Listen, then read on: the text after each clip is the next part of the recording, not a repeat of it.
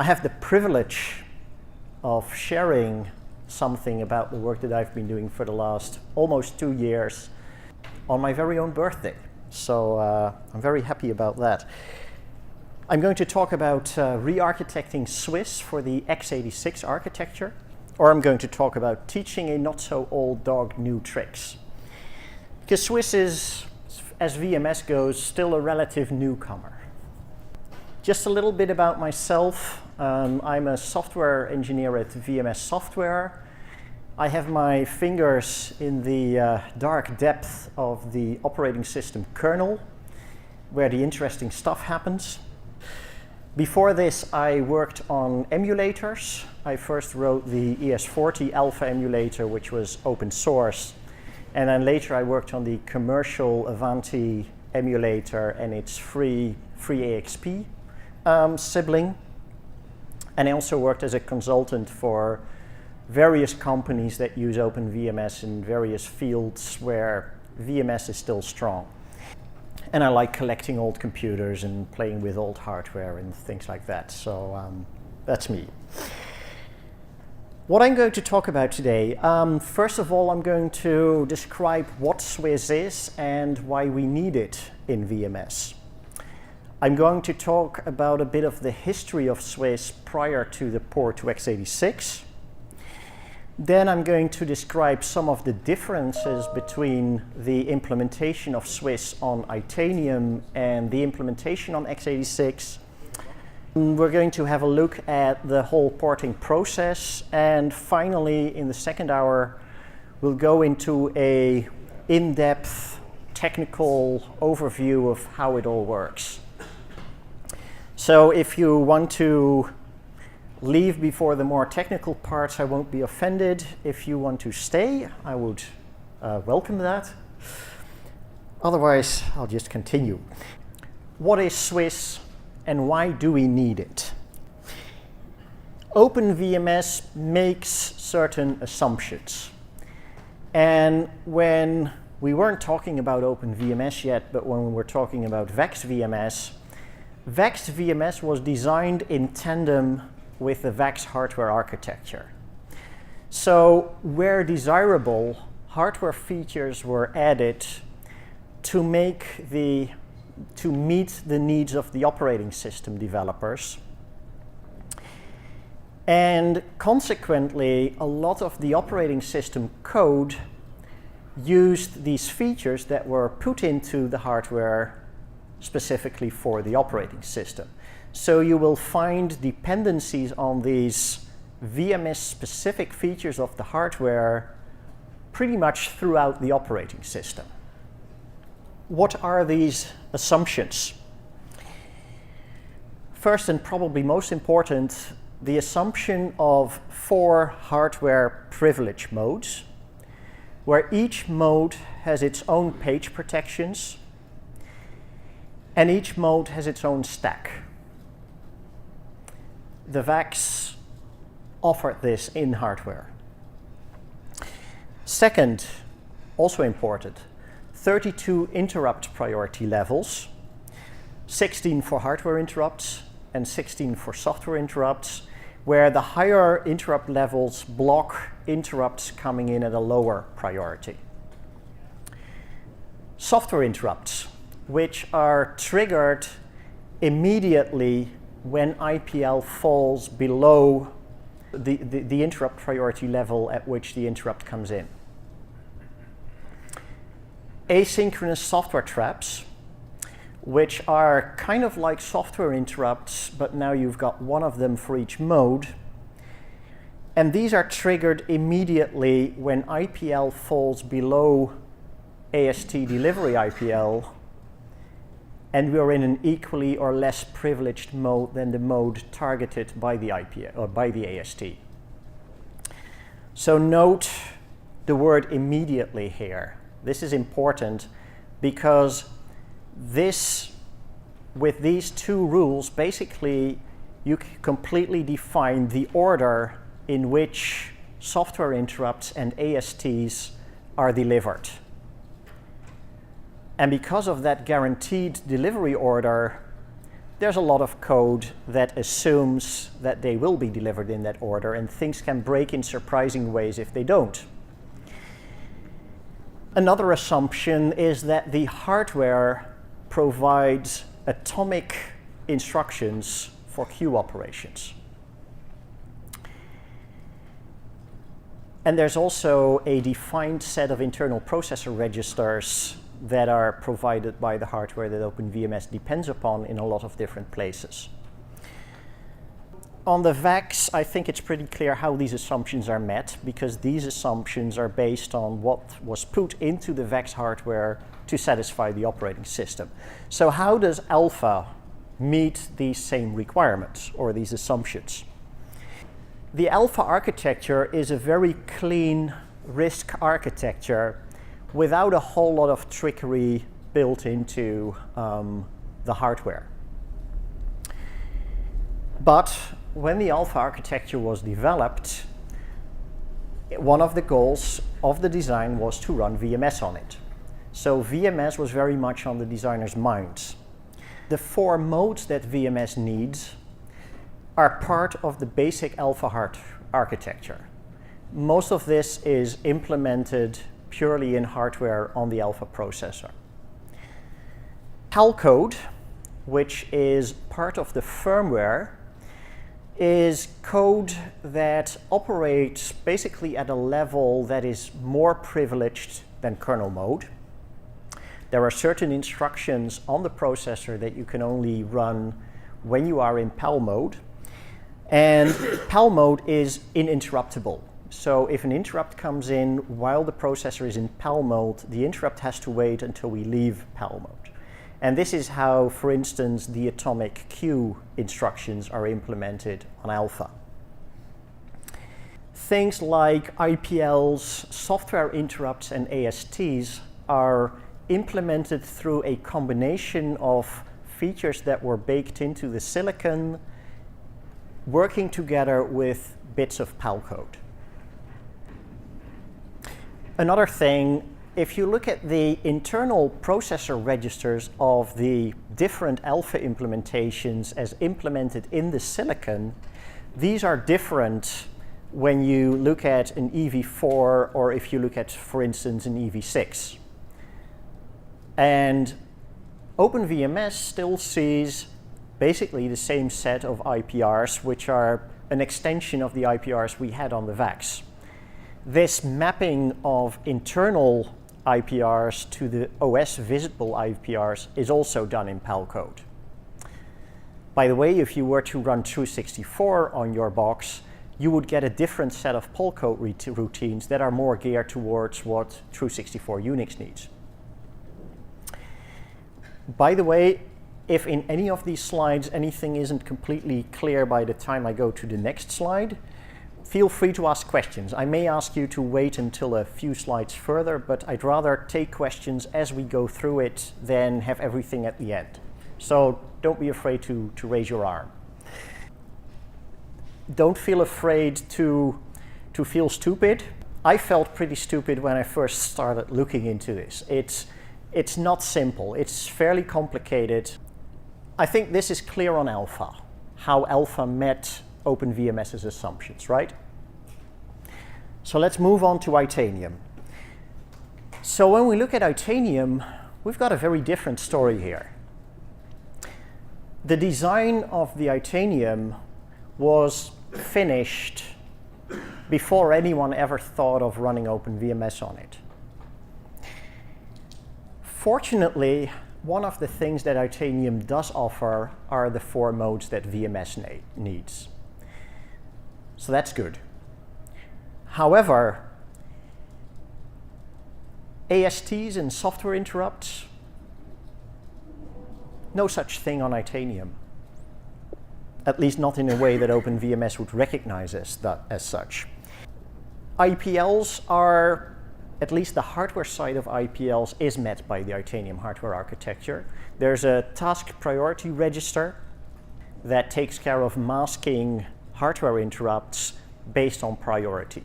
And it isn't a precise match to the Alpha and VAX IPLs, but it's close enough that we could get that to work. There's no atomic queue instruction.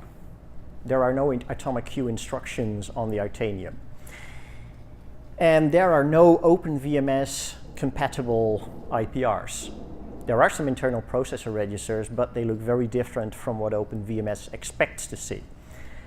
Matching OpenVMS to this hardware architecture is like trying to fit a square peg into a round hole.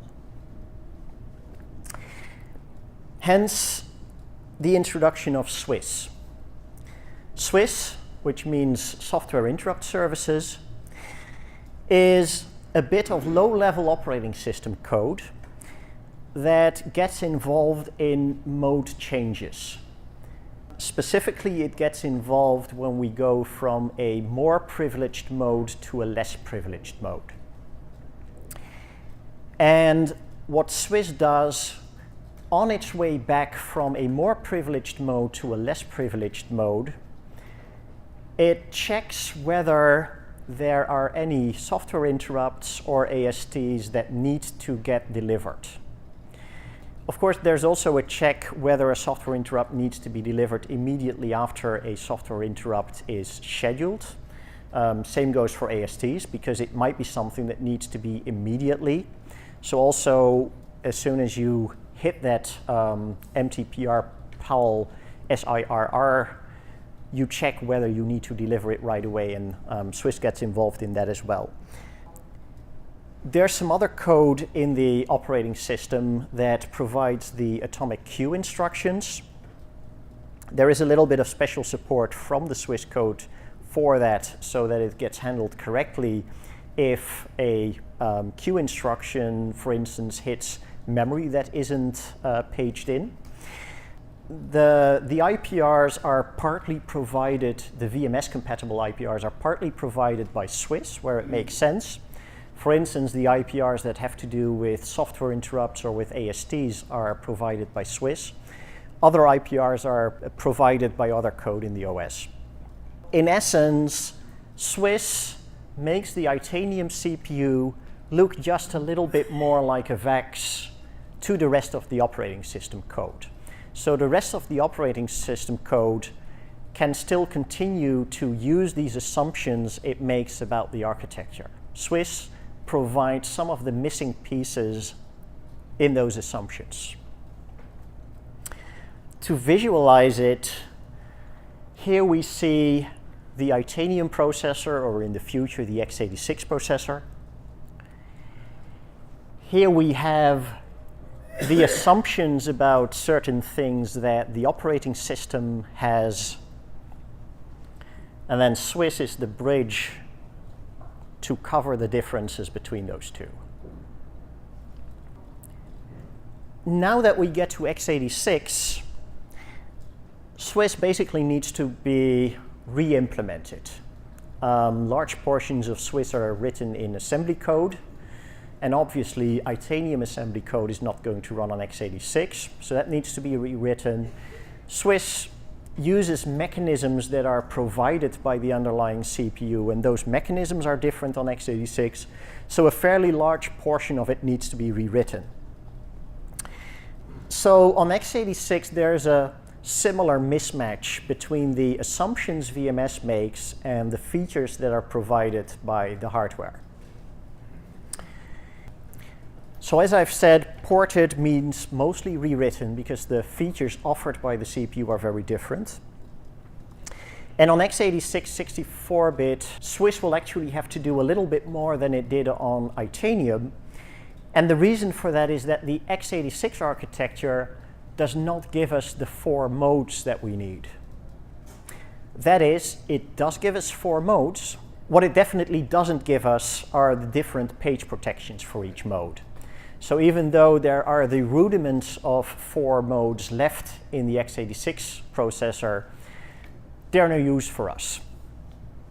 Because of that, SWIS will not only be active when we go from a more privileged mode to a less privileged mode on X86, it will also get involved in going from a less privileged mode to a more privileged mode. With me so far? Because of that, and because of the way we've solved the whole mode problem, what we're basically doing is we're saying every process is going to look like 4 different processes to the processor, 1 for each mode. And each mode within a process has a different address space number and a different page table. That means that whenever we do a mode change, so whenever the SWIS code gets involved, we also need to get involved helping out memory management. So SWIS is also going to be responsible for changing the address space number and the page table base register when we switch from one mode to another on x86. There's also a bit of good news. One of the more difficult things to get right in SWIS on Itanium was the handling of the register stack engine. And x86 has no such thing. From a SWIS coder's point of view, that's a nice thing. Maybe the x86 architecture could have been a little faster if it did have a register stack engine. It probably could have. Anyway, it doesn't have it, so we don't have to implement anything for that. Let's compare OpenVMS's expectations with what the x86 architecture offers us. So on the left, I've got the expectations. On the right, I've got what we have. VMS expects 4 modes with different page protections and separate stacks. On x86, we get 4, but only 2 usable rings with different page protections and separate stacks. On x86, we need 32 IPLs, 16 for hardware and 16 for software. On x86, we get 14 hardware task priorities, which basically mask off hardware interrupts in groups of 16 interrupts at a time. On VMS, we expect that software interrupts are tied to IPL levels. The TPRs do not affect software interrupts, so there's no real IPL in the VMS sense of the word. We expect to have ASTs. On x86, no such thing. Foreign concept. We expect atomic queue instructions. There aren't any. We expect VEX-like internal processor registers. Instead, we get the big x86 set of internal processor registers. There's a mismatch there and that's what SWIS is supposed to address. Before I go into technical details, I just want to go into a little bit of history. The history of SWIS. So in the beginning of the Itanium port, SWIS was designed and implemented mostly by Bernd Fischer, who's present here. And after the design and the review, the implementation started in 2002, if I'm correct. About right. And it's mostly written in Itanium assembler and C. This is before VSI was formed. When VSI was formed, we were fortunate enough to be able to hire Burns, who had retired but was willing to come back to help us out. And he was, at that point, the only person within the company with any detailed knowledge of SWIS and how it works internally. Unfortunately, we couldn't find some of the design documentation for SWIS. So we were basically left with a bit of a puzzle. We had the knowledge that was in Burns's head, and then we had the knowledge that was present in the form of code and code comments. Burns, when VSI was started, Burns was a bit of a jack of all trades because he was also involved in building and packaging and staging. So he couldn't spend all of his time on SWIS. So I was brought in and basically tasked with learning what I could about how SWIS worked. I basically did that by examining the code, building diagrams that showed how the code flowed, how the processor flows through the code for certain things. And I had a ton of questions and things that were really hard to figure out. I wasn't fluent in reading Itanium assembler at the time at all. I picked it up though. I frequently had questions asking Burns, do you remember how this works or why it is this way? Sometimes the answers were immediate, sometimes there was a bit of inner digging involved and going through the code himself. Sometimes there was a, Yeah, we had that too. And then sometimes there was a huh, followed by an answer 2 weeks later.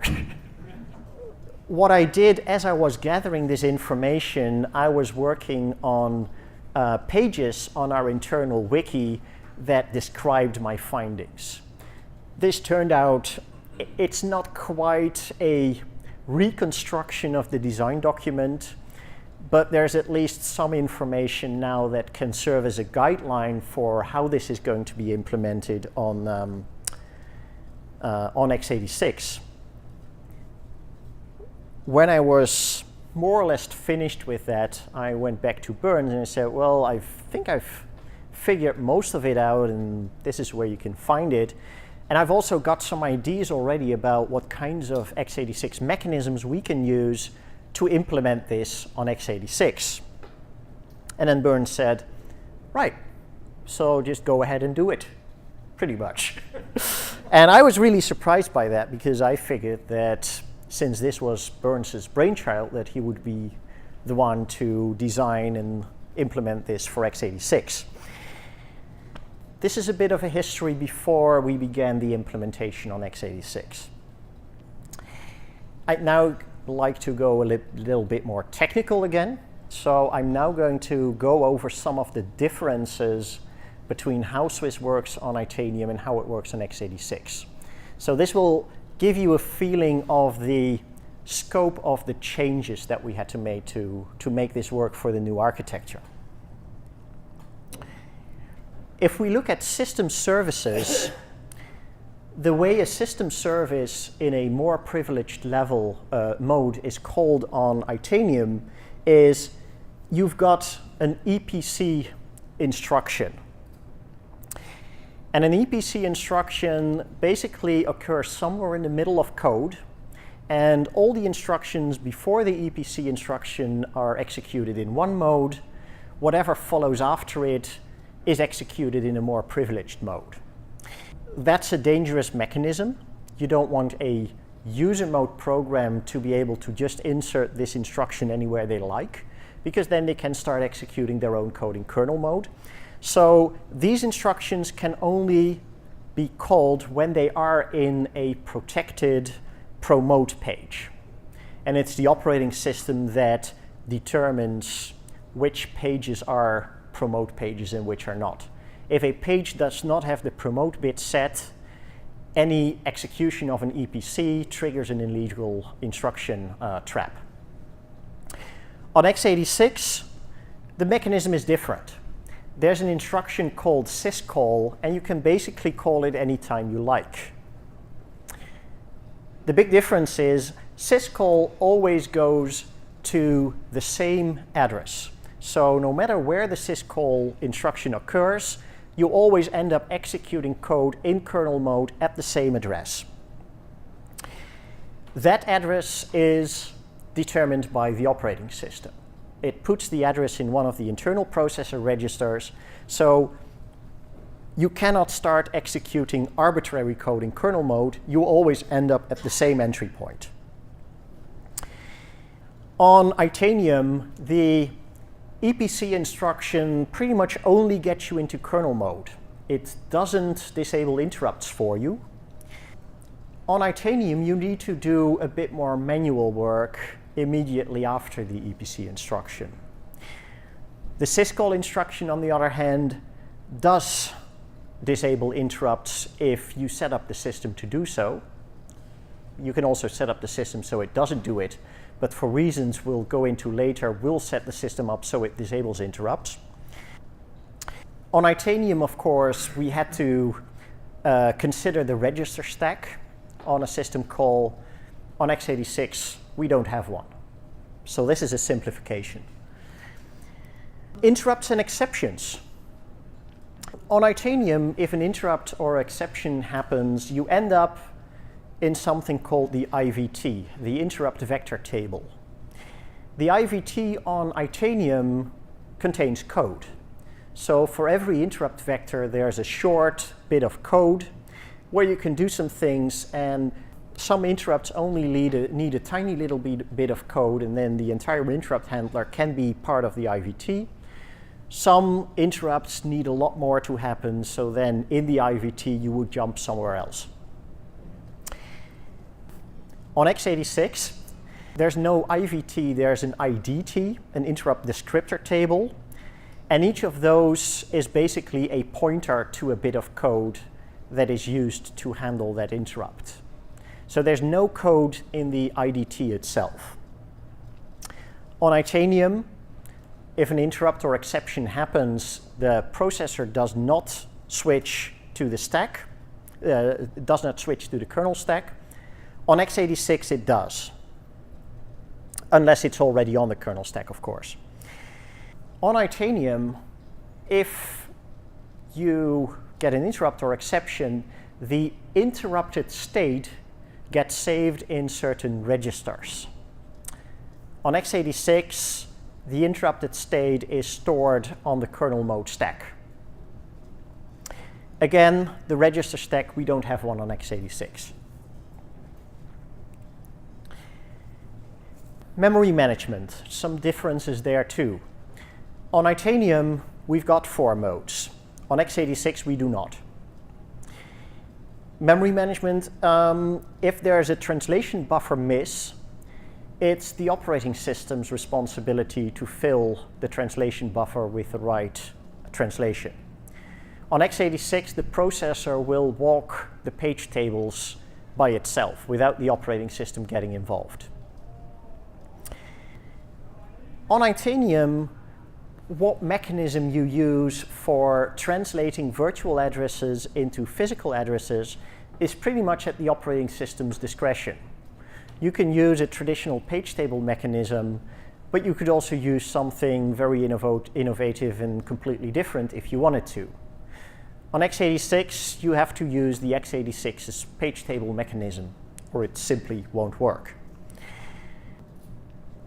Itanium supports all the different protections we need in VMS. On X86, you can't do something like say, I want this to be readable in user mode and writable in kernel mode. If something is readable in user mode, it's only going to be readable in kernel mode. If something is writable in kernel mode, it's either not accessible in user mode or it's writable in user mode. Itanium, the virtual address space is split into 8 regions that you can do some interesting things with. On X86, we have no regions. A difference with just a little bit more of added detail. We've got a per CPU data structure that's very central to how SWIS works, called the SWIS data structure. And on Itanium, That was one of my favorite names. on Itanium, we use a dedicated translation register to map this. And this translation register doesn't change when we switch to a different process, which means every processor can find the SWIS data structure at a fixed virtual address.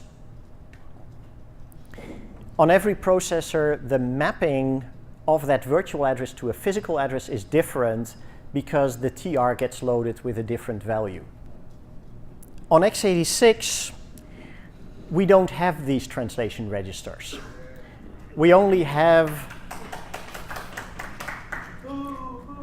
the page tables to work with. The page table is something that is not associated with a processor, it's associated with a process. The SWIS data structure needs to stay with the processor rather than move along with the process. What we're going to do is we're going to map these through the normal page tables. They'll be mapped at the same place in the virtual address space for each process, but every CPU will have its SWIS data structure at a different virtual address. So that begs the question, how is the CPU going to find it? You could think we have a fixed address where the one for CPU 0 starts, and the CPU finds out what CPU number am I and uses that as an offset into the table that has them all. Unfortunately, there is no cheap way on x86, cheap as in not using a lot of instructions and not using a lot of time, to figure out what the processor ID of the processor that we're currently executing on is. What we have to do instead is we're going to use the GS segment. This is an x86 specific mechanism where you basically prefix an instruction with a byte that says, I don't want you to look in the normal virtual address space, I want you to look inside whatever the GS segment descriptor points to. Now the GS segment descriptor lives in the global descriptor table, and the global descriptor table, there's going to be a copy of that for each different processor, and in each different processor that entry will point at a different address. The first word in the SWIS data structure is always at address 0 within the GS segment, if you're following me. I'm going to show you what it looks like in code, because that maybe makes it a little easier, assuming you can read Itanium assembler. So what happens on Itanium, if you want to access a field at, say, offset 0x80 within the SWIS data structure, you simply load a register with address E00000080, and then at that address you can find the value you're after. On x86, the address is 80, but we prefix it with %GS:, which tells the processor, I don't want you to look at the entire virtual address space, I want you to look at the GS segment, and that's where you start counting. Getting the address of it, that's a little bit more tricky. On Itanium, it's just a fixed value, so there's no finding it at all. On x86, if you want to get the address within the entire virtual address space, not just within the GS segment, then on a modern processor you can use a RDGS base instruction, which will give you that. But older x86 chips don't have this instruction.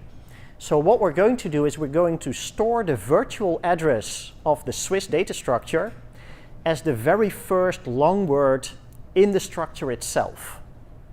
So if you read whatever is at address 0 within the GS segment, you now have the real address where the SWIS data structure for the currently executing processor lives. So that provides an easy way to access the SWIS data structure from a higher level language, because we can put this into an intrinsic to find the SWIS data structure.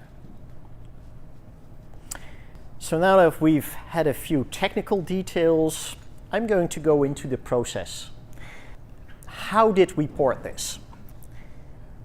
The design, completing the design of SWIS, took about a year and a half. For a half a year in total, I've been working on this pretty much full-time. Some of it at the beginning, some of it at the end. And the year in between, I was mostly working on the Java 8 port to VMS. However, the way it works, you're working on one thing, your mind is still mulling over the problems that you are also subconsciously almost still working on in the background. So in the end, this turned out actually to work out very nice, because by the time the Java port was done and I was back to working on SWIS full-time, at that time we started having compilers come together. we started having a lot of the other parts of the design of the operating system for x86 coming together. So there was a lot more information that I was dependent on that I could now use in the design. This is when I started writing the design spec. So we did that in phases. The first thing was a very basic, high-level overview of the design that was not nearly detailed enough to base an implementation on, but was enough to get the discussion going and do like a small review of just, does this look like it's something that might be going to work? When we decided that that was good enough to base a more detailed design on, I started going into it and I decided that I was going to design this not all at once, but in phases. I wrote a design document in 4 installments. So the first installment only dealt with what was needed for system service dispatching. It didn't take interrupts or exceptions into account. It didn't take interrupts or ASTs into account. And it forgot completely about processes and threads and switching and things like that. When that was done, I sent it out to a few people for review, fixed a few things people found, and then I moved on to the next installment. And here I added what was needed to handle hardware interrupts and exceptions. That was the second installment. The third installment added the software interrupts and ASTs. So this is where the document was getting hairy, because by the time you're dealing with software interrupts and ASTs, remember how it's important that they're delivered in the correct order. So this means that now that you're adding all of these layers on top of one another, now you need to start getting really careful and think about all the possible scenarios, how these different mechanisms, system calls, ASTs, hardware interrupts, interact. What happens if I'm in the middle of a system call, an AST is triggered by the system call that I now need to happen, and in the middle of the AST I get a hardware interrupt that wants another AST delivered. Things like that. My whiteboard was starting to look really small, and it was interesting, let's put it that way. And then finally, after that installment, the last installment added the processes and kernel threads and scheduling, things like that to it. So after that, the design was basically complete after a year and a half. So then we went into the review phase. So as I said, we did partial reviews after each installment as the design progressed. And when the design was finished, by that time Burns had retired for the second time. But as I like to say, I sort of have Burns on retainer. We had Burns brought in for a few days, and I handed him the design document, and he sat in a cubicle for about a day, and we didn't speak to each other very much that day. Because every time I looked into his cubicle, he was looking at the document and shaking his head and squinting his eyes, and I was thinking, oh my. But the fact that we were able to bring Burns in was very good, because this is a complicated bit of code, and the 3 or 4 days Burns and I spent, they were really well. It was just very nice to talk to someone else who understood how this piece of code was working and was supposed to work. When we were talking things over, and Burns had a lot of questions, and a lot of them basically made the design document better because it showed me that something was not immediately clear from my description and I needed to add a few words to make it clearer. But we also found a gaping hole in the design. The design as I had first written it would basically have allowed a user mode process to, user mode code to blow the system out of the water by filling up the kernel mode stack. At which point you get a kernel stack invalid bug check and the system's gone. And you could do this without writing a single line of privileged code.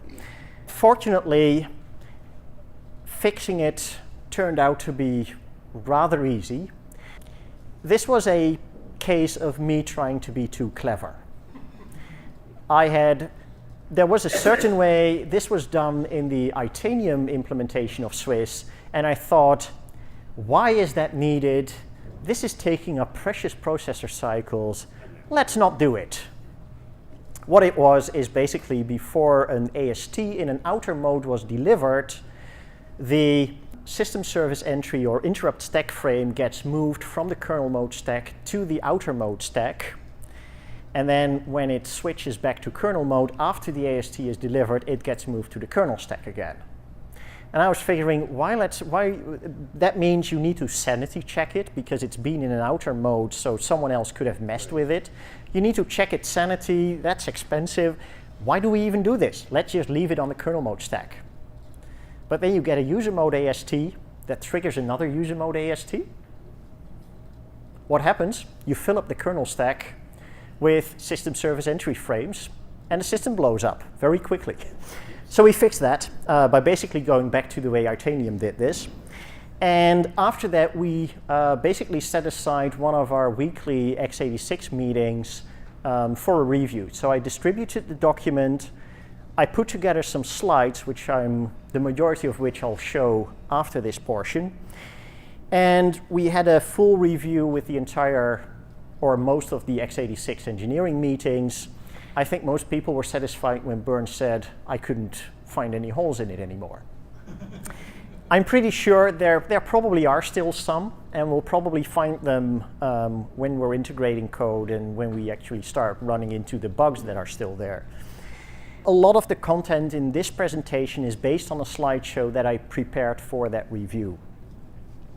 After the design review, now you get to implement things. The implementation started in May of this year.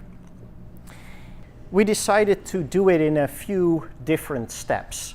So the very first thing was a very quick and dirty implementation of the exception handling part. And the reason we wanted to do that is doing it right was going to take a whole lot of time. And Paul Jacoby was working on XL Delta, which is the debugger that we want to have available very early in the life of the system when we're still in sysboot. And of course, a debugger needs to be able to handle exceptions. So we just wrote a very rudimentary implementation that disregards everything else that might happen in a system. Its only purpose is to take an exception and hand it off to the debugger. After that, I put in all the data structures definitions for the SWIS data structure and other structures that need to be different on x86. I then put in the code for the VEX and alpha-like internal processors that SWIS is responsible for. After that, we put in the hardware interrupts and the exceptions. Then came system services, software interrupts. And one thing you need to realize is after each of these bits and pieces were done, it gets checked into the x86 builds that we're already doing, which means the code changes get a review by one of my colleagues as well. In most cases, that colleague has been Claire, for which I'm very thankful. There are lots of things that show up in one of these code reviews. Sometimes we want to see a comment somewhere and I forget to put one in. Sometimes something just isn't really clear and fuzzy. Sometimes I forgot to update the copyright notice to say VSI. After software interrupts, we did ASTs. After that comes system initialization and finally processes and scheduling. So where are we now? Currently, we're in the middle of implementing the initialization of all the bits and pieces. So this coincides nicely with the fact that I'm now in Bolton with the rest of my colleagues for a few weeks, because this initialization part of it is where a lot of things need to come together, and my code needs to be integrated into the code that some of my colleagues wrote. So the timing worked out well for us. Bengt. Yeah, I'm just curious, when you're doing this coding, can you do any testing, or are you just coding, or how do you do this? It differs. What I generally do at a minimum, I take the code, and if it's a C module that's shared between the x86 and the Itanium builds, I will run it through the Itanium compiler first to make sure that none of the conditional code that I put in for Itanium breaks anything in the Itanium build. It's not a perfect guarantee, but at least it will compile on Itanium. But I may have inadvertently conditionalized out a line of code that should be in the Itanium build. Hopefully the code review caught that. If it didn't, I'll get a signal at the next weekly build, and I'll try to fix. Usually when that happens, it's clear who is the person who checked in this bit of code, and so I get a call or an email from Bob, who does our builds, and I'll probably be able to find where I made that silly mistake fairly quickly, hand him another code, and he'll redo the build. Fortunately, the build doesn't take days anymore, it's a matter of hours. The other thing I will do is I'll run it through the x86 compiler and assembler. I'll look at the errors and warnings that comes out, and in some cases I'm thinking the code looks correct, this is probably a teething problem in the early compiler, something like that. Sometimes I just used the wrong syntax. I'm used to writing assembler in Intel assembly style. We are now writing code in AT&T assembler style, which is very different. You use percent signs, and most importantly, the operands are, well, to me, they're in the wrong order.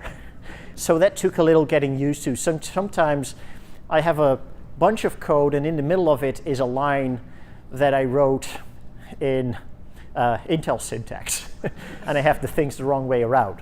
So the compiler will flag that for me, or the assembler will flag it, hopefully, unless I used AT&T assembler with the operands in the wrong order, which I hope didn't all happen too often, but I'll find out when we try to run the code. For some of these things, I can run a little test in a test harness, but most of this code runs in a very strange world where we're between modes, where we're using internal processor registers, and the test harness would basically be an entire virtual machine. So a lot of the code gets checked in with, it will compile, but we haven't tested the functionality. That can only happen when we have the whole system or parts of the whole system when we integrate it. So now that we're getting stuff initialized from within sysboot, I can now basically give sysboot some code to execute that will test delivery of an AST, or it will test delivery of a software interrupt. So now that things are coming together, I'll be able to add a whole lot of testing that tests small parts of this one at a time so I can fix my bugs. And then when everything comes together and we go into testing the whole system, I have no doubt that things will turn up then that I'm not going to find now. Something we're going to do is, most of the SWIS code lives in the system primitives execlet, and there are going to be multiple builds of that for x86. Right now, the thinking is we're going to have 3 versions of system primitives. And the reason for that is performance. We want to run on a fairly wide range of both Intel and AMD processors, but not all these processors have the same features. And there are some features that are only available in relatively new Intel processors that would make a big difference in the performance of the operating system. The most important one of these is the support for address space numbers in the CPU. On processors that do not have that, every time we switch modes within a process, or every time we switch processes, there is no other way around it but to flush the entire translation buffer on the CPU, which means we basically lose all the translations from virtual to physical memory every time we do that, which is expensive. On processors that do have address space numbers, we can use them and we don't have to do those flushes.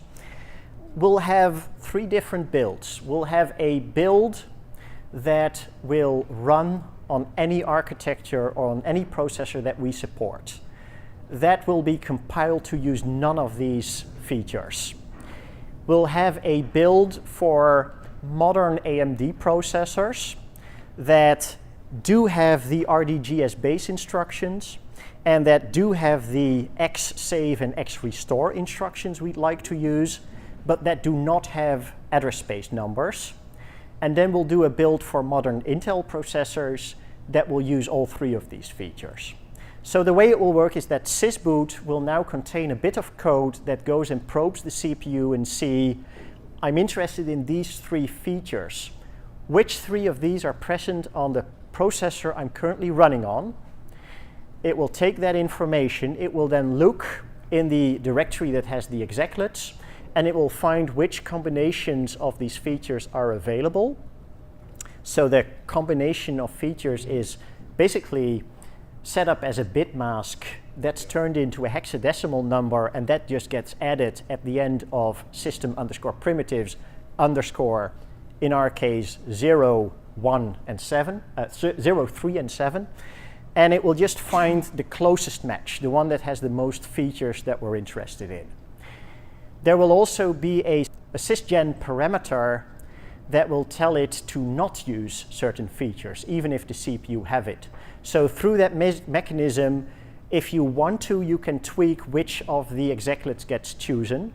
You can also use that for testing. We'll use it internally to test that all 3 versions of the execlets are sane. As I said, the highest performance build will target modern Intel processors. That means talking about processors made after 2013.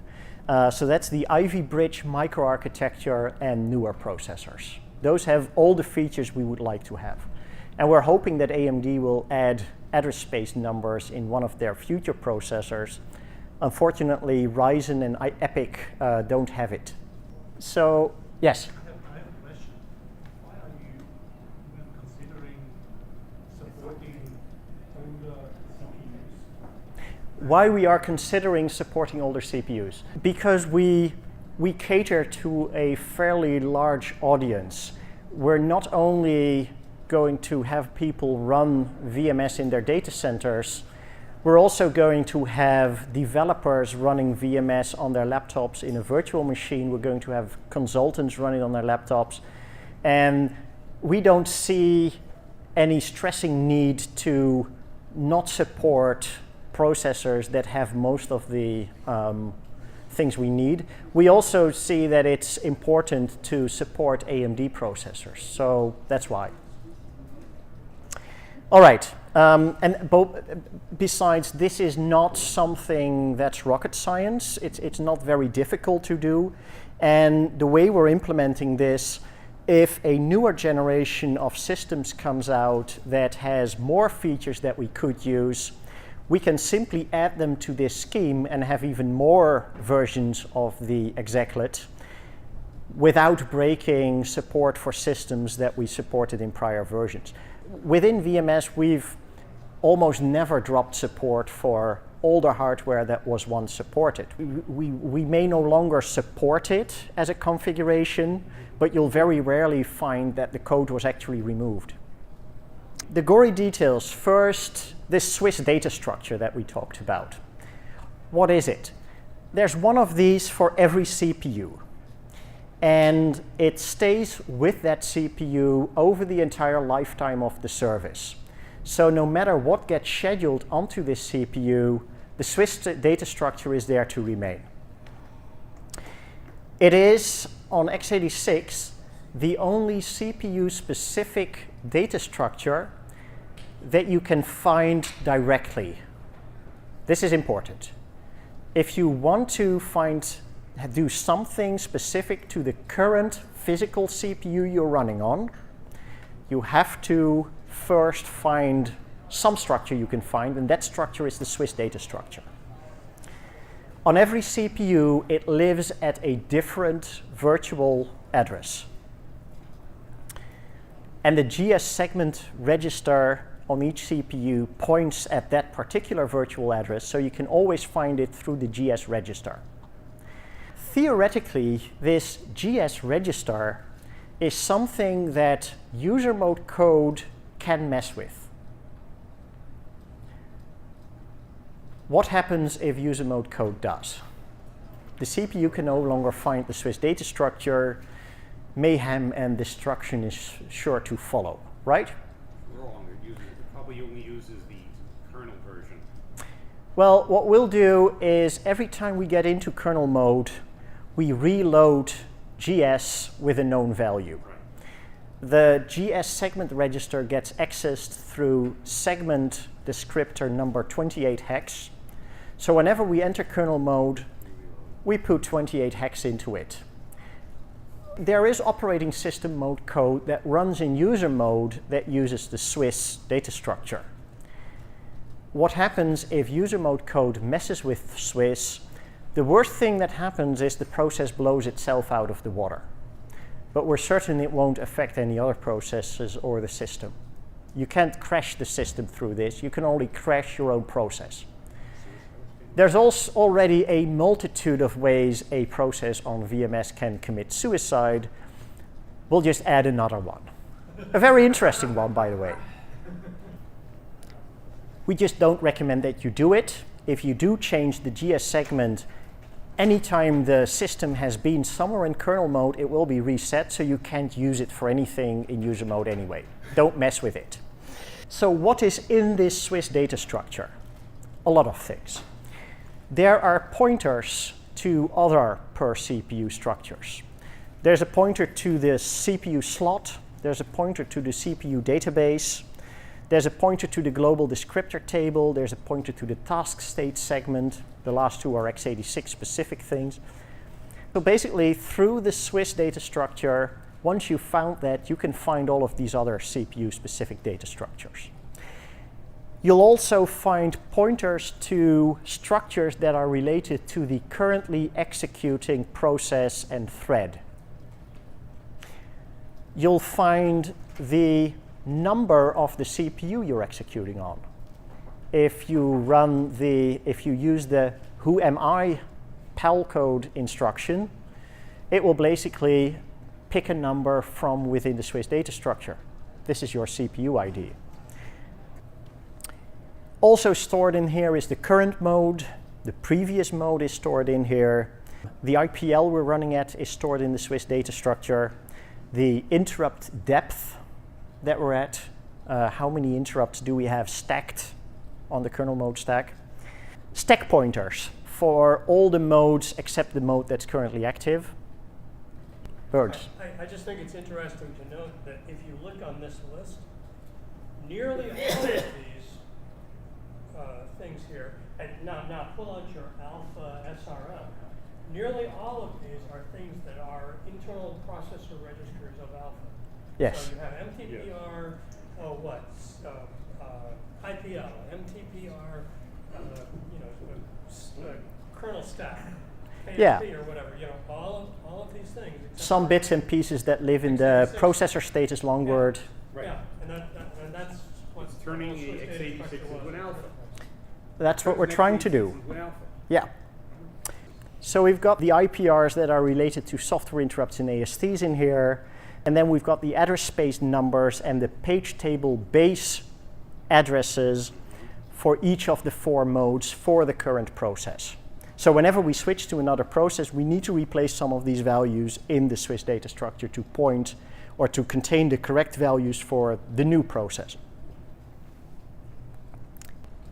On X86 and on Itanium, the mode, user, kernel, executive, supervisor, consists of different components. It's no longer just one thing as it was on the VAX. So the different components that make up the mode are the ring that the processor is executing in, 0 for kernel mode, 3 for all the other modes. And this is manifested in all of the segment registers. So the code segment, data segment, stack segment, and extra segment.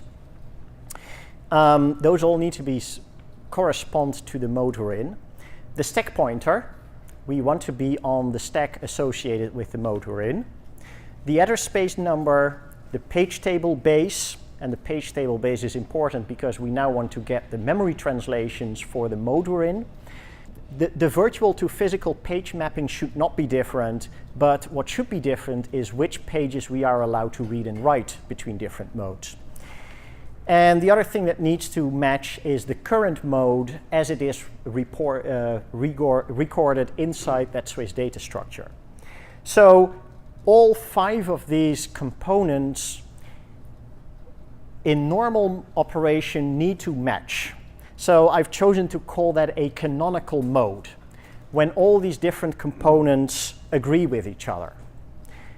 And SWIS, the code inside SWIS, should be the only code in the operating system that ever sees these different mode components not be in agreement with each other. So only SWIS should see the non-canonical modes. Address space and page table base register part of this is a departure from what we did on Itanium. And this is something that was identified very early, before I even started working on SWIS. And this has been prototyped on Itanium to enough of a degree that we are confident that it works. And Burns did a lot of that too. The basics of mode switching. Going to another mode either because we're executing a system service or because we're taking an interrupt or exception. We either get an interrupt or a syscall instruction is executed, and what that will do, it will switch the code and stag segments to the ring 0 segments, which means we are now basically in privileged mode. It also switches to the kernel mode stack.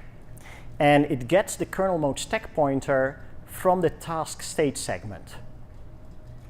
That means that whenever we update the kernel stack pointer in the SWIS data structure, we also need to update it in the task state segment for that CPU. It's just one extra memory write. It also disables interrupts. We've chosen to let it disable interrupts. After what the system has done, we now have the stack is in kernel mode, and the CS and SS registers are in ring 0, but the other mode components still point at the previous mode. So now we need to get fully into kernel mode. So we need to switch ASNs, we need to switch PTBR, and we need to switch to ring 0 for the DS and ES segments, and we need to change the mode, the current mode as it's registered in the SWIS data structure. So now we are fully in kernel mode, which means that we can now theoretically re-enable interrupts. And in some cases we will, in some cases we don't, depending on where we are and where we're going. If we are going into an inner mode, this is the point where we build a return frame on the kernel mode stack. And this is either going to be an SS entry frame if we came because we're doing a system service call, or it's going to be an interrupt stack frame if we came here because of an interrupt. If we are going out to an outer mode, this is the point where we deliver software interrupts and ASTs as needed. After that, we get into the destination mode for those mode components that the processor doesn't change for us. So again, this is the address space number, page table base register, mode as recorded in the SWIS data structure, DS and ES. And then we execute either an IRET instruction if we're returning from an interrupt, and a sysret instruction if we're returning from a syscall. This basically does the opposite of what the CPU did when we got into kernel mode. While those are the basics, there are a lot of things that you need to remember when you're actually going to implement this. So first, the interrupted code, or the code that calls the system service, an interrupt should not change any of the registers in the interrupted state. So after we get back from an interrupt, all the registers need to be preserved from what they were before the interrupt happened. A system service call can change the registers that are designated as scratch registers, but it should not mess with any registers that are supposed to be preserved if you look at the calling standard. Whenever we are executing code in ring 3, we should never be in kernel mode. That would be bad. If we're in ring 0, whenever we are in a non-canonical mode, so we're not on the kernel stack, or some of the segment registers are not in ring 0, we are only allowed to be in a non-canonical stack with interrupts disabled. If an interrupt happens at that point, or an exception happens at that point, so we need to avoid exceptions inside SWIS whenever we are between modes, we get ourselves into a big mess, and we may not be able to dig ourselves out of that hole anymore. This is something we have to be really careful of. So also the order in which we change mode components need to be very carefully thought out of. And if there's anything involved that involves touching memory, we probably want to probe it before we try to access it and take an exception. More things to remember. IPL. Whenever we raise or lower IPL, we want to do it very carefully so that we deliver the software interrupts and ASTs in the precise order and at the precise time where they should be delivered. There are lots of assumptions in the operating system that depend on this being right. A process that misbehaves is allowed to hurt itself. You can shoot yourself in the foot, but not another process, and certainly not the system. These are sort of like the guidelines that go into the implementation. If we look at system services, the way a system service is going to work on x86, we'll have a system service transfer routine. This is nothing new. What's in there is going to be new though. What we're going to do is we're first going to save the preserved registers. So the preserved registers are preserved on the outer mode stack. After that, we load the number. We assign each system service call a number. We load that into R10, and then we execute the syscall instruction. That gets us into kernel mode in a routine called XSWIS $syscall entry. And this is the common entry point for all the syscall instructions, but it's also whenever we need to return from, say, an AST that has been delivered in an outer mode. Whenever we need to change modes voluntarily, we have to go through kernel mode. And the only way we can voluntarily get into kernel mode, or the only way that we're using in VMS, is through a syscall, which always gets you into that entry point. And then there's another routine. If you need to execute an outer mode system service call, you do so through a function that executes in an outer mode called XSWIS $call ring3 function. I think we've renamed it to call outer mode function, but that doesn't really change things. This is where we start having some fun with drawings. Simple thing, a kernel mode system service gets called from an outer mode. So the first thing that happens is the user image calls a sys $service name routine, the system service transfer vector. The user image will put the arguments on the stack, and it will put the return address on the stack, the user mode stack in this case. In the system service transfer routine, well, this is an older picture where we didn't preserve the registers yet, so we'll pretend the registers have already been preserved. We load the system service number in R10, and then we make the syscall. So the syscall gets us into kernel mode. And what will happen there is we will build a system service entry frame. And that contains a lot of information about where we came from, what system service are we going to execute, things like that. We will preserve some more state in there too. What will then happen is we've got some arguments on the stack. We need to copy those to the kernel mode stack because our function is going to need them. If, of course, if the number of arguments passed is more than the number of registers we have for passing arguments. If there are no registers to be passed, which will be the case for the majority of the system service calls, there is no copying involved.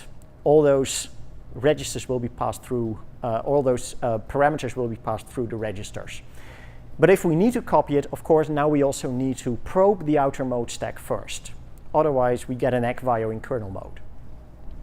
So we copy those arguments, and then we call the actual system service routine.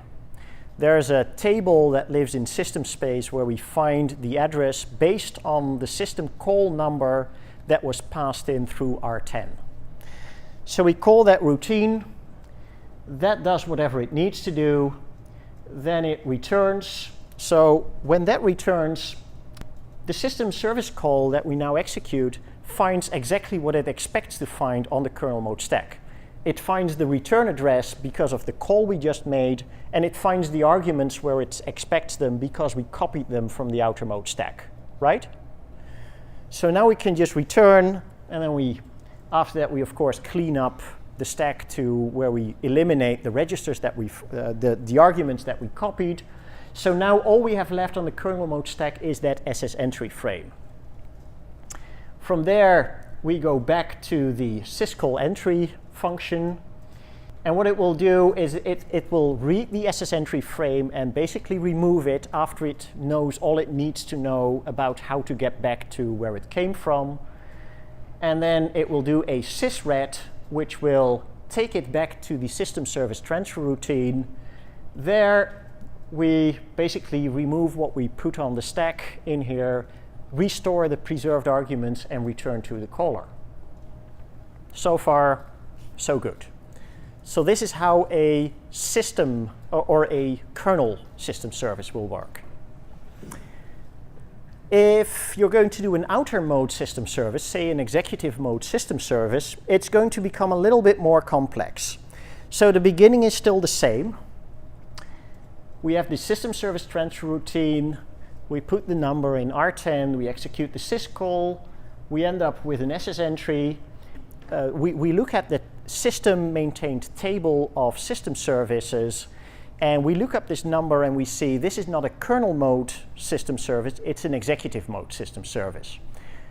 We take this system service entry frame that we've built on the kernel stack and we remove it from there and we move it to the executive mode stack.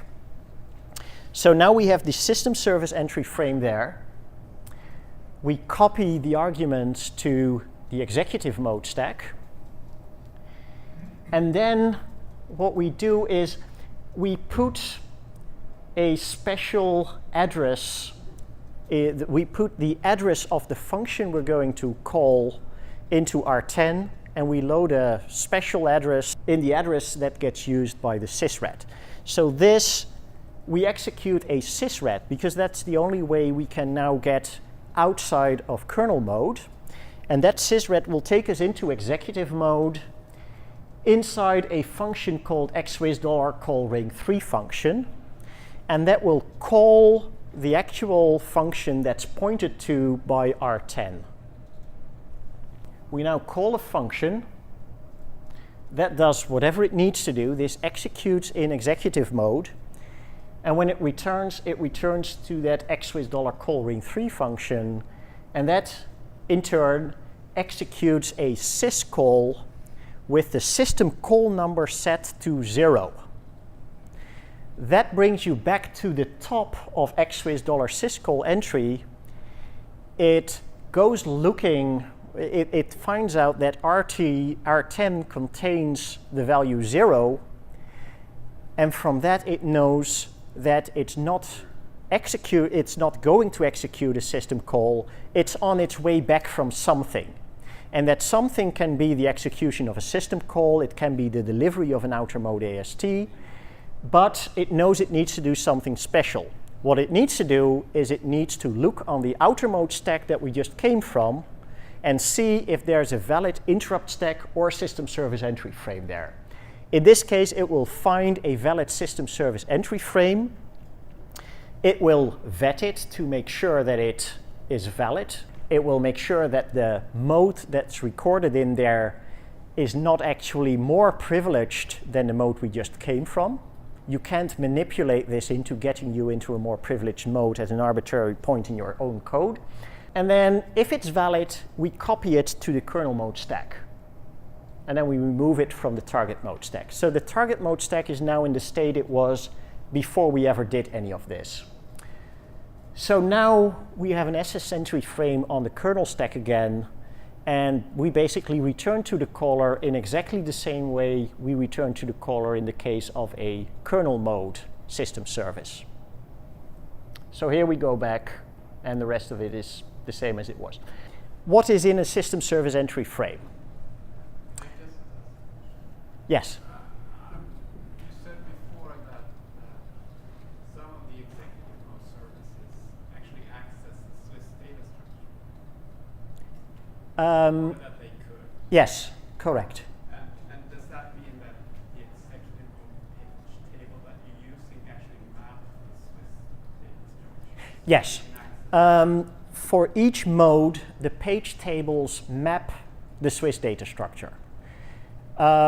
It is mapped read-only in all the modes except kernel mode. So only kernel mode can change data in there. What it means, though, is that we cannot put things in the SWIS data structure that user mode code is not supposed to be able to read. So that's why we need pointers to other data structures that are CPU specific inside the SWIS data structure, so we can map those kernel mode only. What we put in there are, we put a couple of flags in there, the previous mode and the mode that was the previous mode in the previous mode, so the previous mode. We need to keep track of that, sorry. We put the IPL in there that we were at when the system service was called. If we did an AST delivery, we put in the mode of the AST we delivered. It's a typed data structure, so we have a type and a subtype in there. We save fsbase in case user-made code wants to do something with that. We may actually remove that because we think that the value of fsbase may actually be under the control of the operating system rather than the user. We put the arguments that the system service is going to be called with in there. We put the return values that come back from the system service in there. R12 and R13 are put in there for a very special case where we need to acquire the inner mode semaphore and it's busy.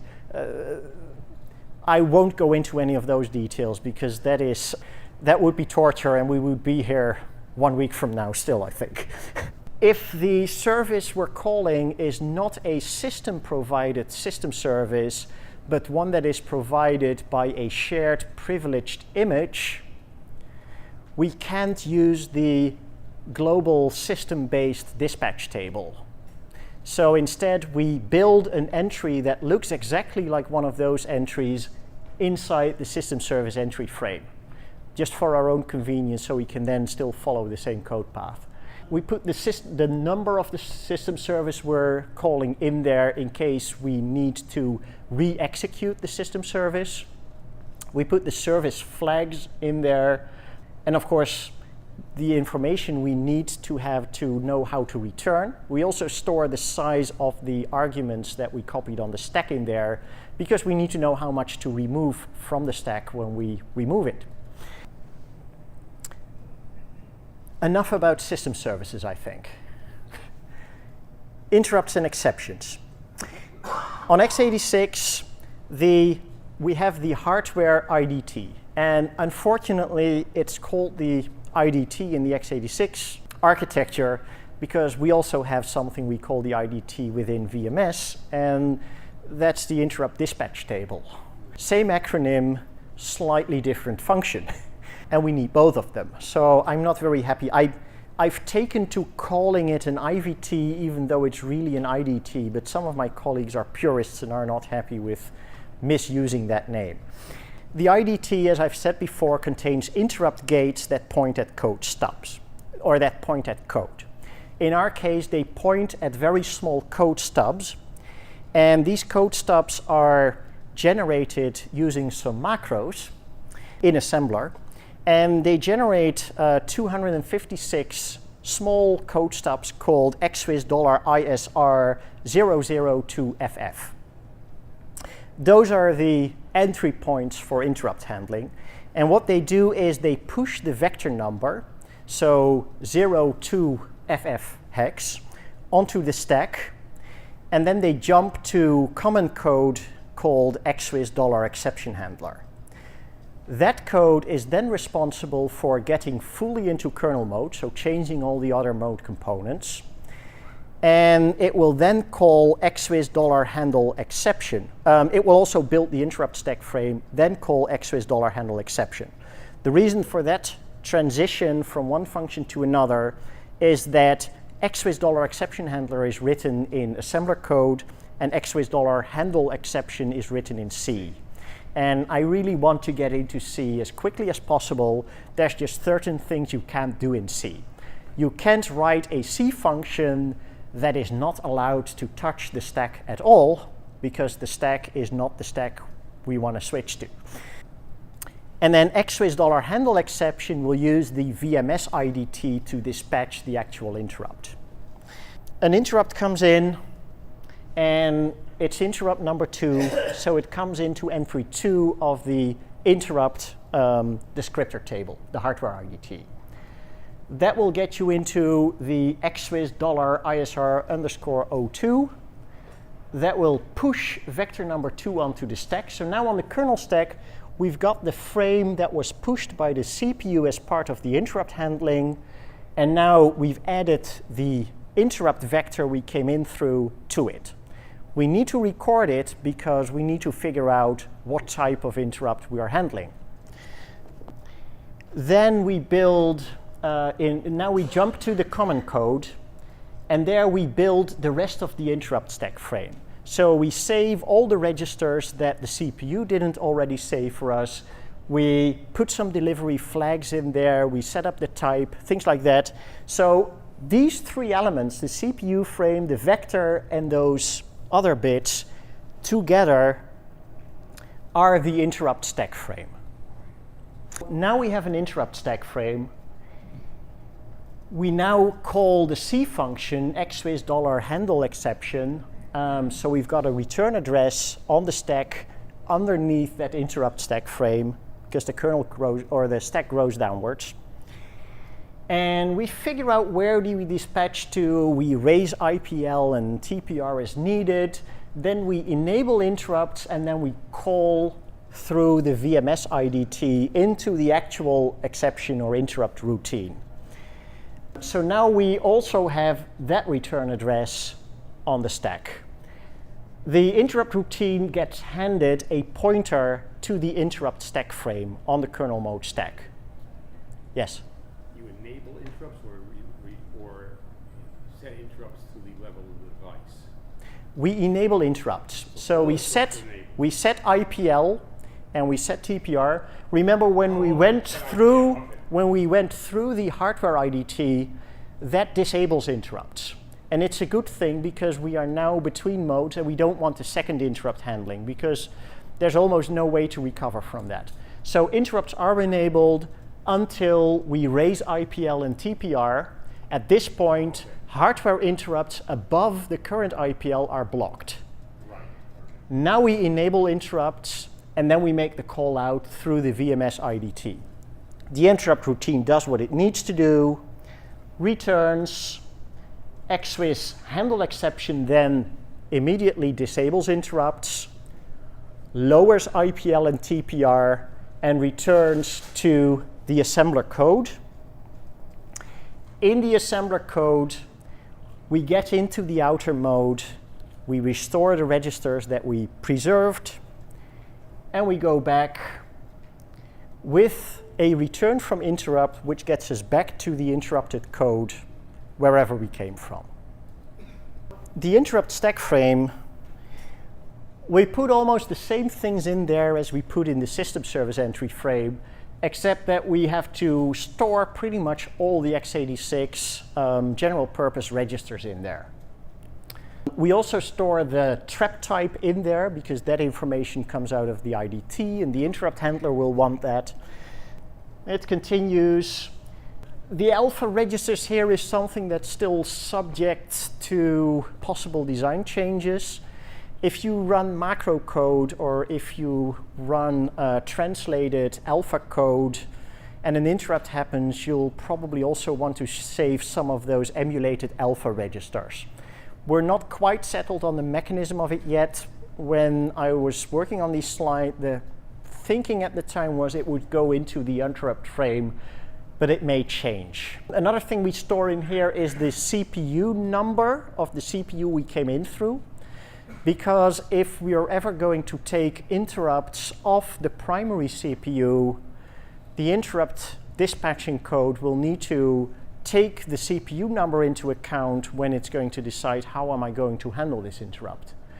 And then there's the vector that we pushed as part of our little stub code, and then below that the error code, the RIP, that's what the CPU put in there.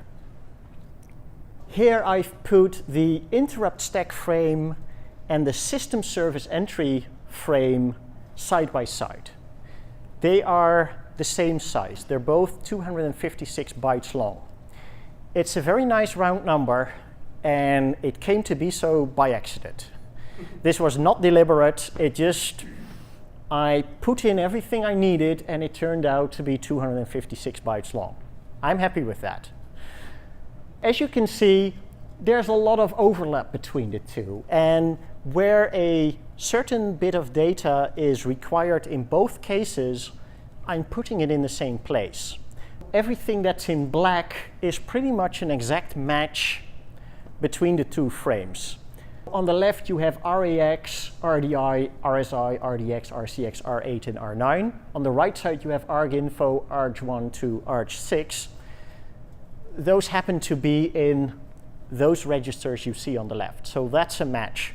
The big advantage of this is that a lot of code that needs to deal with either an interrupt stack frame or a system service entry frame basically doesn't need to follow a different code path depending on whether it's an interrupt stack frame or a system service entry frame. So that's why I like to keep those two as close as possible.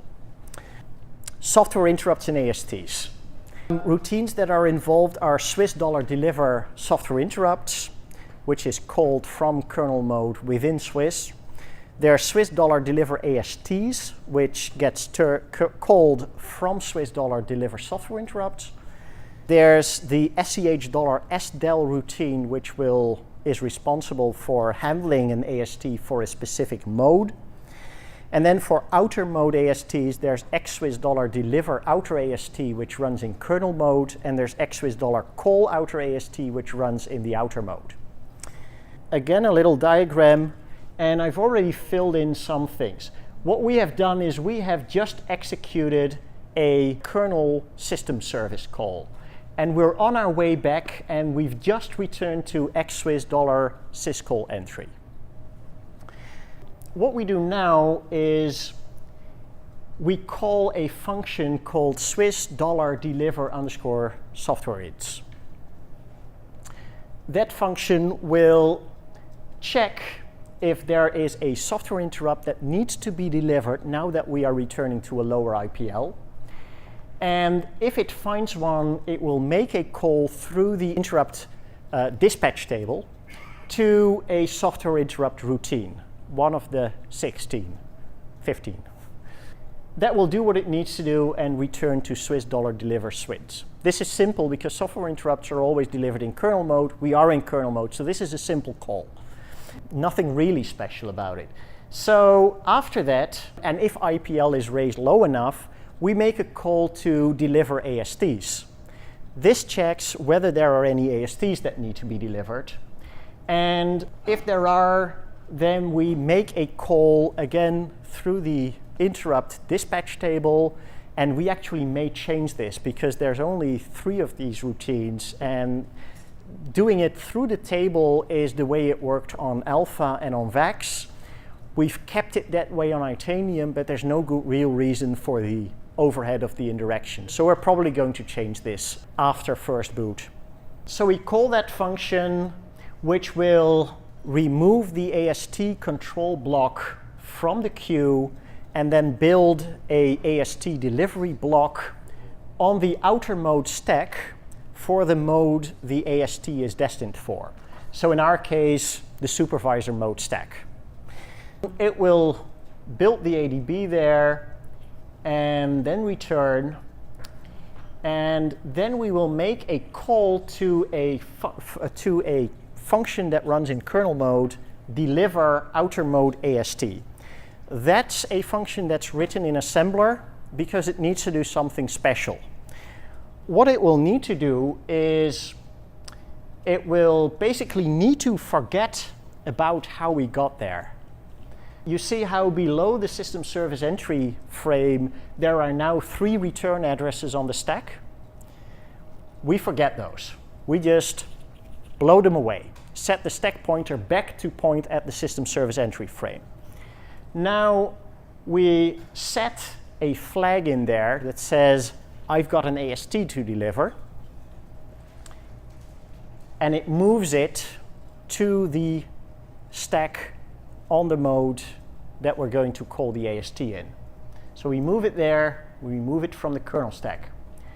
And then we do a sysret, which gets us into supervisor mode in our case, into a function called call outer mode AST. That function will call the AST routine in supervisor mode. It will give it a pointer to the AST description block that's saved on the AST delivery stack, AST delivery block, I mean. That routine will do what it needs to do, return, then we do a syscall again with R10 set to 0 to get back into kernel mode. We get into XSWIS $syscall entry. We see that we have a valid system service entry block on the outer mode stack that we just came from, and we see that the AST del flag is set in there. This means we're not coming back from executing a system service, we're coming back from delivering an outer mode AST, right?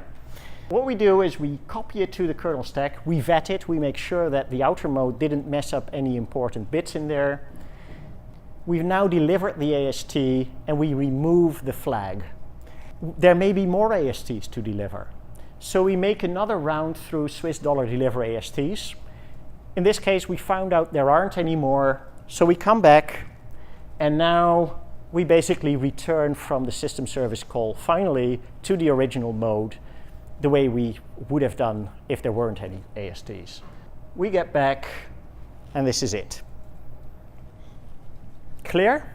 Oh, absolutely. Wonderful. You're amazing. You're a great teacher. You don't want to know how many months this took me. So is that the area where the potential for kernel stack overflow from malicious? Yes. Initially, we were not going to move the kernel mode stack to the AST delivery mode, so the SS entry would have stayed on the kernel stack. And you're now, say you're executing a user mode AST, and the user mode AST itself triggers a second user mode AST. Big problem because that, when it gets back from the schedule AST, it will see, hey, I've got an AST to deliver. And it will do the same thing. Now you have 2 system service entry frames on the kernel stack. And every time you make the iteration, you add another one, and you run out of kernel stack space pretty quickly. Context switching. This is my last slide. This is the remaining bit I need to implement once I'm done with the initialization. Some of the differences are, rather than one page table base register that we need to switch to another process, we need to have 4 of them, 1 for each mode. The same is true for the address space number. However, the address space number, the way we're doing those is they're going to be consecutive for the 4 modes in a process. So the 2 lowest bits of the address space number are the mode we run in. So if there's 0, 0 in there, that means kernel mode. If there's 1, 1 in there, it means user mode. That's made sense to us, and I think it's logical to do it that way. If we are using SSE or AVX instructions, there's a big register set that may need to be saved and restored on a context switch. And typically the way this works is you basically disable those instructions when you create a new process.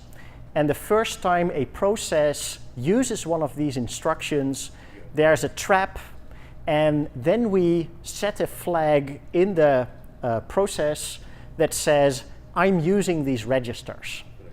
And then we enable them, return to the process, and the process can now use these special registers. The whole purpose of that is that saving and restoring these registers is a bit expensive, and we don't want to do it for a process that doesn't use them. Interrupt routines execute in kernels over the interrupt stack, so they won't register, faults won't occur above an elevated IPL. Save. You see where I'm going? We're not going to have, we're not going to use these registers in the operating system, not in the kernel, never. It's perfectly analogous to what we do on Alpha and Itanium with floating point registers. That's what I thought, okay. You can't Right. use them in kernel mode. Yeah. So Or in the kernel. what is different on x86 is that the whole problem of having to save a large register has been around for years, and Intel and AMD have implemented a mechanism to work around this. There's a set of instructions called xSaveS and xRestoreS, which will basically keep track of which registers actually get used between 2 calls to these instructions. So what you can now do is basically enable all these extra instructions for every process, and you just execute one of these 2 instructions when you switch context, and the CPU will recognize that these registers were never used and it won't save them. It's one instruction. If you've only used 4 out of the 31 registers, it will only save those 4. If you've used them all, but you've only changed 2 of them since you last saved them, it will only save those 2, as long as you save them in the same place. One thing we need to deal with are performance and debugging registers. Depending on whether we are measuring performance for a single process or a single thread or for the entire system, we may need to do something differently here on a context switch. We need to work out the mechanics of that, but this is something we won't really worry about too much before we get to first boot. For initial processes, there are different mechanisms that get used. Alpha uses something called the canonical stack, which is basically a stack that is pre-configured to, so when you return, it basically goes into the correct initialization routine for a new process or a new thread. On Itanium, we use the PFS register, the previous function state. That is basically set to what amounts to an illegal value on a pristine process or thread. Now, we don't have these mechanisms available on x86. What we'll do instead, we will have a never scheduled flag. And so when we create a thread, we set this flag, or maybe we'll turn it around and make it a flag that says I have been scheduled, because that probably requires less code changes. We have this flag so we know when a process is scheduled, we can recognize from within the scheduling code that this thread has never run, and then we can basically zap all the stacks, because this is a fresh process. Nothing is supposed to be on any of the stacks. We zap them, and then we get into outer mode to call the correct initialization function. And that's all I have for today.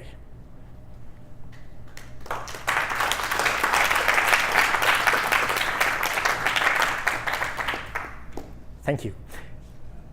Any remaining questions, suggestions, doubts? If I understand it correctly, this gets a little bit more expensive than before, because if you call an executive mode service, you're going to switch to kernel twice. And if you deliver an ask, you're going to switch twice. Yes, you're absolutely correct. Some of this, we're doing more. Yes, it is more expensive. On the other hand, the CPUs are a lot faster. Also, if you look at the size of the interrupt stack frame and the system service entry frame, and you compare them to those we had on Itanium with its multitude of registers, they're a lot smaller. We have less context to save. You win something here, you lose something there. One thing I'm going to say though is that the X86 processors are remarkably efficient if you compare it to Itanium when it comes to making calls, when it comes to switching context, when it comes to switching page tables. It's just a very fast architecture, or it's a stupid old architecture that they managed to make run very fast by throwing many billions of dollars into development, basically.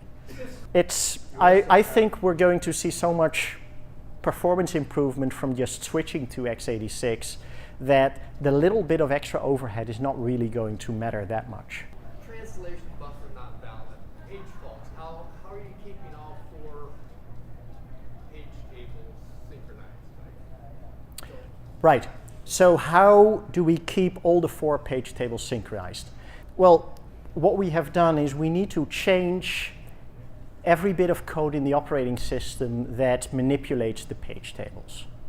So what we're doing is we've basically removed the definition of the bits in the page table from the SDL file. We haven't removed them, we've renamed them on x86. So basically now every bit of code in the operating system that directly uses this will fail to compile because it can't find the definition of these bits.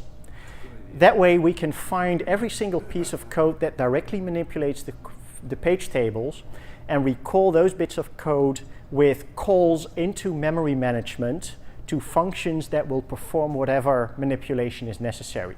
And as long as those functions always change all 4 page tables at the same time, we're going to be fine. Right, Drew? Absolutely. Thank you. And with that, I think it's time for the next session.